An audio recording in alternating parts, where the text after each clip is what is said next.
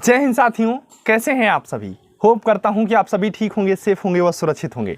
जैसा कि आप सभी ने थंबनेल में देख लिया होगा कि आज की इस वीडियो में हम सभी क्रेडिट कार्ड के बारे में बात करने वाले हैं कि आखिर किस प्रकार से क्रेडिट कार्ड पैसे कमाते हैं, यानी कि उनका बिजनेस मॉडल क्या क्या है और क्यों बैंक जो होते हैं या बैंक के एम्प्लॉय जो होते हैं वो क्रेडिट कार्ड देने के लिए इतना हमेशा जो है परेशान रहते हैं कि आपके घर तक आते हैं, आपको बार बार फोन करते हैं, सर क्रेडिट कार्ड ले लीजिए, क्रेडिट कार्ड ले लीजिए।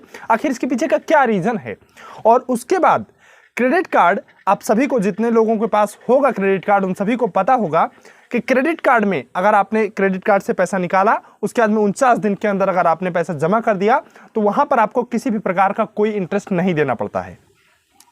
तो आखिर बैंक जब इस प्रकार से इंटरेस्ट फ्री करते हैं इसको, तो किस प्रकार से उनका बिजनेस मॉडल है, यानी कि किस प्रकार से वो पैसे कमाते हैं।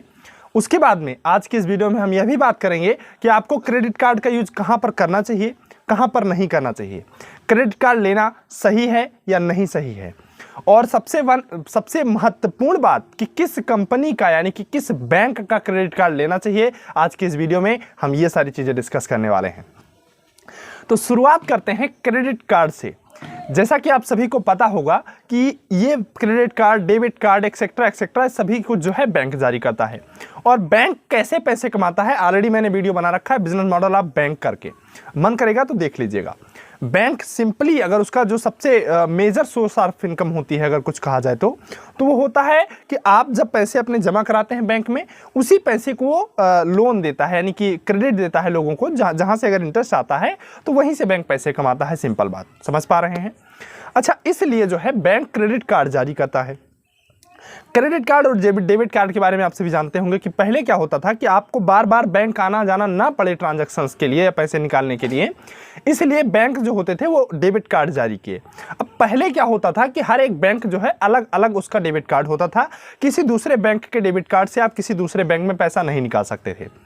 इसका एक कंबाइन जरिया खोजा गया, नेटवर्क कंपनीज। नेटवर्क कंपनी जैसे वीजा हुई, मास्टर कार्ड हुई, ये सब ने क्या कहा कि देखिए आप लोग आपस में डेटा मत शेयर करिए, क्योंकि देखिए अगर किसी दूसरे बैंक के डेबिट कार्ड से किसी दूसरे बैंक का अगर पैसा निकालना है, किसी दूसरे बैंक में पैसा निकालना है, तो बैंकों को आपस में डेटा शेयर करना पड़ता था, मतलब आपका डाटा उस बैंक को देना पड़ता था।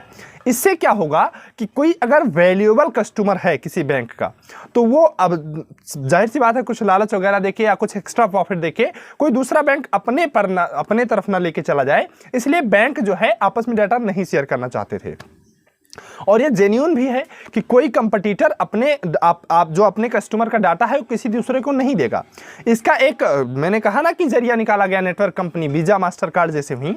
इसके लिए कुछ रेगुलेशंस बनाए गए कि ये जो डेटा स्टोर करेंगी ये इंडिया में ही स्टोर करेंगी, ये डेटा एक दूसरे बैंकों को नहीं शेयर करेंगी। इस प्रकार से जब आप अपने डेबिट कार्ड से या अपने क्रेडिट कार्ड से जब पैसे निकालते हैं, तो एक तो होता है इश्यूअर बैंक जिसने आपको डेबिट कार्ड या क्रेडिट कार्ड जारी कर रखा है, और दूसरा एक्वायर बैंक जो होता है जहां से आप पैसे निकालते हैं, वो बैंक होता है। समझ पा रहे हैं बात को। तो ये दोनों बैंक जो है आपस में इन दोनों को वेरीफाई करने का जो काम है वो ये कंपनी आप करने लगी। इतना बात क्लियर हुआ। अच्छा ठीक है, जो आप पैसा जमा करा रखे हैं अगर उसके एवज में आपको कार्ड जारी किया जाता है तो उसे डेबिट कार्ड बोला जाता है। क्रेडिट कार्ड क्या होता है कि आपके परफॉर्मेंस को देखते हुए, क्रेडिट कार्ड सबको नहीं दिया जाता है, आपको पहले बता दिया जाए, सिविल स्कोर के बेस पर, यानी कि या फिर अगर आप पहली बार क्रेडिट कार्ड लेना चाह रहे हैं तो आपकी परफॉर्मेंस को देखकर, आपके ट्रांजैक्शंस को देखकर, आप कितना मंथली जमा कराते हैं, कितना निकासी करते हैं, इन सारी चीज़ों को देखते हुए बैंक जो होती है आपको क्रेडिट कार्ड देती है। उसके लिए एक लिमिट सेट करती है। अच्छा, क्रेडिट कार्ड देने के लिए हमेशा बैंक परेशान क्यों होती है, अभी मैं आगे इस बारे में भी बात करूंगा। तो किसी तरीके से एक बार जब आपको क्रेडिट कार्ड दे दिया जाता है तो इनका दूसरा सबसे बड़ा ध्यान इस बात पर होता है कि किसी भी प्रकार से क्रेडिट कार्ड का ये पैसा खर्च करवाया जाए। अगर आपने क्रेडिट कार्ड ले रखा है, उससे पैसे नहीं निकाले हैं, तो आपके वहां क्रेडिट कार्ड पर किसी भी प्रकार का कोई इंटरेस्ट नहीं लगेगा। या फिर आपने पैसा निकाल लिया है और 49 दिन के अंदर जमा कर दिया है तो भी कोई इंटरेस्ट नहीं लगेगा। इसलिए बैंक्स जो होते हैं उनका पहला तो यही कि किसी भी प्रकार से वो साम दाम दंड भेद सब कुछ लगाते हैं। अब तो ये हो गया है कि सब कुछ लगाते हैं कि आपको क्रेडिट कार्ड देंगे अगर परफॉर्मेंस अच्छी है। उसके बाद में इनका पूरा ध्यान इस बात पर होता है कि ये किसी भी प्रकार से आपके पैसे को आपके क्रेडिट कार्ड में से खर्च करवाएं। इसके लिए तरह तरह के आपको ऑफर देंगे कि आप यहाँ ये सामान परचेज कर लीजिए, आपको इतना कैशबैक, क्रेडिट कार्ड से पेमेंट करने पर इतना कैशबैक, ये मतलब एक्सेट्रा एक्सेट्रा तरह तरह के आपको रिडीम पॉइंट, कैशबैक्स वगैरह वगैरह सारी चीजें आपको यहाँ पर प्रोवाइड की जाएंगी क्रेडिट कार्ड से पेमेंट करने पर। अच्छा, और क्रेडिट कार्ड जब आदमी ले लेता है तो उसके पास ऐसा लगता है कि लिक्विड मनी बढ़ जाती है, लिक्विड मनी कैश फ्लो बढ़ जाता है। जैसे आपके पास पैसे ना हो तो शायद आप कोई बड़ी चीज़ ना खरीदें, लेकिन वहीं अगर पैसे आ जाते हैं तो आप जो है आज के समय में कम पैसे वाले भी आईफोन लेके चल रहे हैं। इसका कारण क्या है? Credit card. क्रेडिट कार्ड से लोन लेते हैं, आईफोन खरीद लेते हैं और फिर थोड़ा थोड़ा करके क्रेडिट कार्ड में जमा करवा देते हैं। अच्छा, अगर आपके पास पैसे ना हो तो शायद आप वो चीज़ें ना खरीदते। इस प्रकार से आपको क्रेडिट कार्ड बैंक देते हैं, उसके बाद में आपसे पैसे खर्च करवाते हैं ताकि आप उनके डेब्ट ट्रैप में फंस जाएं। यहां से शुरू होता है असली क्रेडिट कार्ड का बिजनेस मॉडल। सबसे पहले हम समझते हैं कि जो क्रेडिट कार्ड से ये बैंक कैसे पैसे कमाते हैं। तो पैसे कमाने का इनका दो तरीका होता है।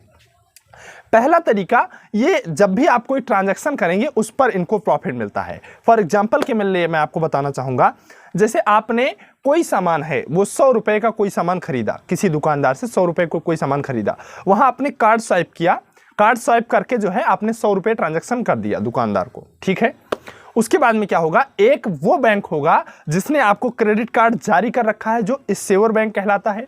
दूसरा वो बैंक होगा जिस बैंक की मशीन वो दुकानदार लिए होगा, या ऐसा कहा जाए कि जिस बैंक ने उसे मशीन दिया है, या ये कहा जाए डायरेक्टली कि जिस बैंक में उस दुकानदार का अकाउंट होगा वो होगा एक्वायरिंग बैंक।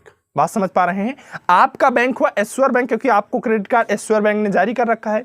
एक्वायरिंग बैंक कौन होगा? जो दुकानदार का बैंक होगा। उसके बाद में इसमें बीच में आती है नेटवर्क कंपनियां एंड फोर्थ नंबर पे आता है कस्टमर। क्लियर? तो आपने जब सामान खरीदा कोई 100 रुपए का, कार्ड आपने स्वाइप किया तो आपके पास से 100 रुपए कट जाएंगे। लेकिन जो एश्योर बैंक होगा, मतलब जिस बैंक ने आपको क्रेडिट कार्ड जारी कर रखा है, वो 2 रुपए रख लेगा अपने पास, 98 दे देगा एक्वायरिंग बैंक को। एक्वायरिंग बैंक कौन है? जो जिसमें दुकानदार का अकाउंट है। ये एक यहां से 98 इसको मिला, 1 रुपए ये रख लेगा। 1 रुपए रखने के बाद 97 रुपए कस्टमर को दे दिया जाएगा। इस 1 रुपए में जो ये रखा है, इसने 98 और 98 यानी कि 50 पैसे नेटवर्क कंपनी को दे देगा, 50 पैसे इसके पास खुद रखेगा। मतलब ये मैंने एक एग्जांपल के तौर पर आपको समझाया। एक्चुअल में इसका परसेंटेज डिसाइड होता है और सबसे ज्यादा यहां पर जो बेनिफिट होता है वो एश्योर बैंक को ही होता है। इसीलिए कोई बैंक जो है अपना क्रेडिट कार्ड जारी करवाने यानी कि अपना क्रेडिट कार्ड देने के पीछे भागता है। ये एश्योर बैंक, देखिए एक्वायरिंग बैंक के लिए तो सिर्फ वही 50 पैसे इनकम हुई, लेकिन एश्योर बैंक जो होता है वो और कई तरह से इनकम जनरेट करता है। जैसे एक तो ये हुआ, और वो और कई तरीके, जैसे annual transaction charge, EMI charge, late payment charge और एनुअल मेंटेनेंस चार्ज और एक्सेट्रा एक्सेट्रा। मतलब इस प्रकार से वो और कई प्रकार से पैसे जनरेट करता है। आपने कैश विड्रॉल किया, मान लीजिए किसी भी क्रेडिट कार्ड से आपने कैश विड्रॉल किया, वहां पर उसका अलग चार्ज होता है।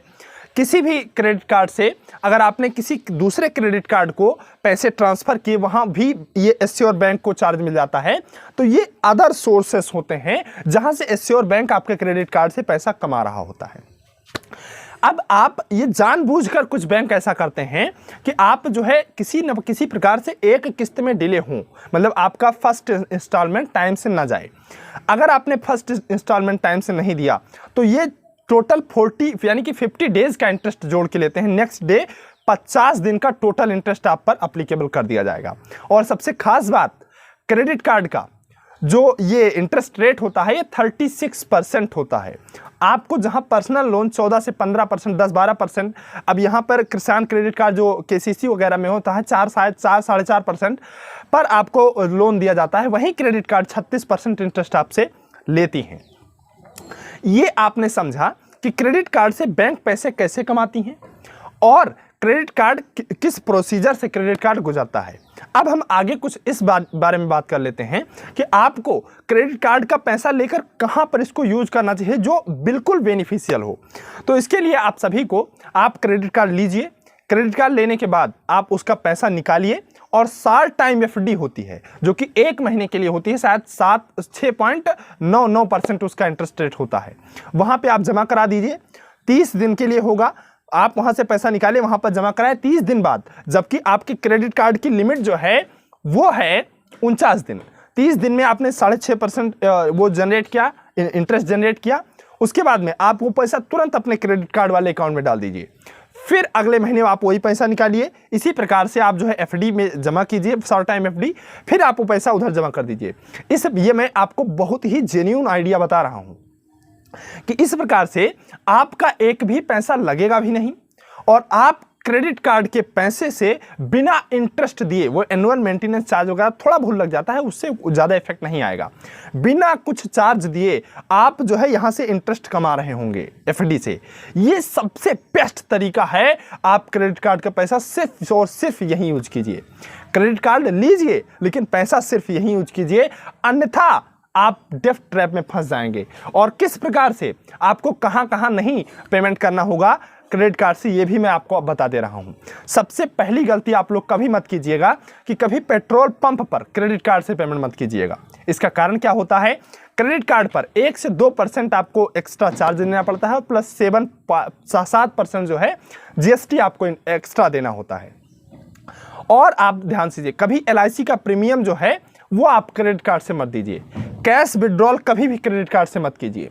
कभी भी क्रेडिट कार्ड से एक आप जो है कैश को ट्रांसफर मत कीजिए किसी दूसरे क्रेडिट कार्ड होल्डर के अकाउंट में। और कभी भी क्रेडिट कार्ड के पैसे से आप अपने वैलेट में, यानी कि पेटीएम, फोन पे, गूगल पे, अमेजॉन पे, इन सब के वैलेट में पैसा मत ऐड कीजिएगा, क्योंकि यहां भी आपको एक्स्ट्रा चार्ज देना पड़ जाता है। ये सारी चीजें आपने समझ लिया होगा। अब आप लोगों ने एक बहुत ज़्यादा स्कीम देखी होगी कि क्रेडिट कार्ड से पेमेंट करने पर जो ऑनलाइन शॉपिंग होती है जैसे फ़ोन वगैरह में, वहाँ पे आपको छूट दिया जाता है काफ़ी हद तक, कि अगर आप क्रेडिट कार्ड से पेमेंट करेंगे तो 1000 ऑफ, 2000 ऑफ, इस प्रकार से होता नहीं है। तो वो चीज़ें कैसे काम करती हैं, जिसे नो कॉस्ट EMI बोला जाता है, वो कैसे काम करता है। देखिए सिंपल सी बात, जब ये जैसे कोई क्रेडिट कार्ड लेगा उसके बाद पैसे आएंगे, जितना ज़्यादा पैसे आएंगे उतना ज़्यादा उसका वो प्रोडक्ट खरीदेगा। इस प्रकार से क्रेडिट कार्ड लेने से प्रोडक्ट की सेल बढ़ जाती है, समझ पा रहे हैं। और क्रेडिट कार्ड से पेमेंट करने पर sell fast, sell more and sell outdated, ये 3 फार्मूला काम करता है। कोई भी कंपनियां ज़्यादा बिक्री करवाने के लिए, ज़्यादा तेज बिक्री करवाने के लिए और पुराने सामान को बिक्री करवाने के लिए क्रेडिट कार्ड पर छूट दिलवाती हैं। इस कारण उनके ऐसे प्रोडक्ट बिक जाते हैं। पहले से ही जो EMI का जो उनका इंटरेस्ट रेट है वो अमाउंट में जोड़ दिया जाता है। और सेकेंड वन इज दैट, जब आप क्रेडिट कार्ड से पेमेंट करते हैं तो एज ए लोन कंसीडर किया जाता है। वहां आपको लोन मेंटेनेंस की कुछ करके लोन का एक्स्ट्रा फी देना पड़ता है आपको, जो कुल मिलाकर आपको वो इंटरेस्ट के बराबर ही जाके पड़ता है। इस प्रकार से अगर आपको किसी भी प्रकार से कोई फ़ोन वगैरह या ऑनलाइन शॉपिंग करनी है तो आप खुद के पैसे से कीजिए, ना कि क्रेडिट कार्ड के पैसे से। या सेकंड तरीका मैंने आपको बताया कि एफडी के पैसे से अपने कीजिए। और सबसे बेस्ट आइडिया मैंने आप लोगों को दिया है कि इस प्रकार से आप क्रेडिट कार्ड के पैसे को यूज कर सकते हैं। तो आशा करता हूं कि आप सभी, और हाँ, एक टॉपिक मैंने छोड़ दिया कि कौन सा क्रेडिट कार्ड आपको यूज करना चाहिए। तो अभी तक कोई भी ऐसा क्रेडिट कार्ड नहीं है जो बेस्ट फैसिलिटी, लगभग ये मोनोपोली क्रिएट किए हुए होते हैं मार्केट में। जो ऑफर ये देगा लगभग वही ऑफर ये देगा, लगभग वही ऑफर ये देगा, लगभग वही ऑफर ये देगा। लगभग ये पूरा चैन क्रिएट किए होते हैं। इनका ऑफर एक दूसरे से अलग नहीं होता है, ये लगभग सेम होते हैं। तो आपको रिसर्च करना है कि कौन सा ऐसा क्रेडिट कार्ड है या कौन सा ऐसा इश्योर बैंक है जो लो मेंटेनेंस, एनुअल मेंटेनेंस फी प्रोवाइड करता है, या ना एनुअल मेंटेनेंस चार्ज नहीं लेता है, कम से कम इंटरेस्ट लेता है, ज़्यादा से ज़्यादा प्रॉफिट देता है। ये सारी चीज़ें आपको देखकर क्रेडिट कार्ड का सिलेक्शन करना चाहिए। फिलहाल के लिए मैं कोई क्रेडिट कार्ड आपको रिकमेंड नहीं करना चाहूँगा, लेकिन क्रेडिट कार्ड अगर लीजिए, कभी भी लीजिए, तो उसका पैसा सिर्फ एफडी कीजिए, दूसरा कोई रास्ता नहीं है जिससे आपको बेनिफिट हमेशा रहेगा। तो आशा करता हूँ ये क्रेडिट कार्ड वाली वीडियो आप सभी को अच्छे समझ में आई होगी और सबसे बड़ी बात पसंद आई होगी। मिलते हैं किसी नेक्स्ट वीडियो में ऐसे इंटरेस्टिंग टॉपिक को लेकर, तब तक के लिए आप सभी को जय हिंद।